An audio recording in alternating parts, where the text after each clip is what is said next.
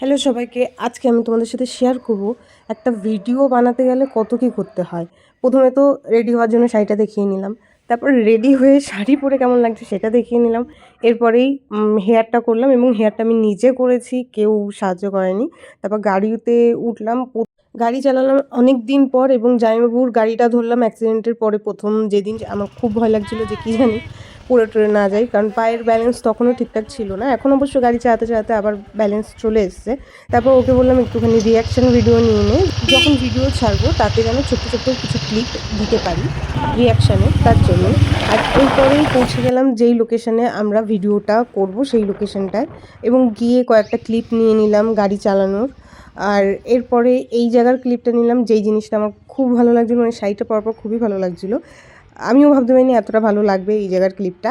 গাড়িতে ওঠার ভিডিওটা নিয়ে নিলাম এবং তখন আমি 1 সেকেন্ডের জন্য ভয় পেয়ে গেছিলাম যে গাড়ি স্টার্ট হচ্ছিল না কেন। হট করে ও বলছিল স্ট্যান্ড করে গেছে এবং আমি তারপর খেয়াল করে দেখলাম, মানে 1 সেকেন্ডের জন্য মনে হলো এখন যদি গাড়ির তেল শেষ হয়ে যায় তাহলে আমি কোথায় যাব। যেহেতু যে জায়গায় গেছি ওখানে পেট্রোল পাম্প অনেক দূর, আর এত বড় গাড়ি একটা ঠেলে নিয়ে যাওয়া অনেকই কষ্টকর। তারপরে ভিডিও কমপ্লিট হয়ে যাওয়ার পর বাড়ি চলে আসার আগে একটুখানি ফটো তুলে নিলাম। আজকের জন্য ভিডিও এখানেই সমাপ্তি।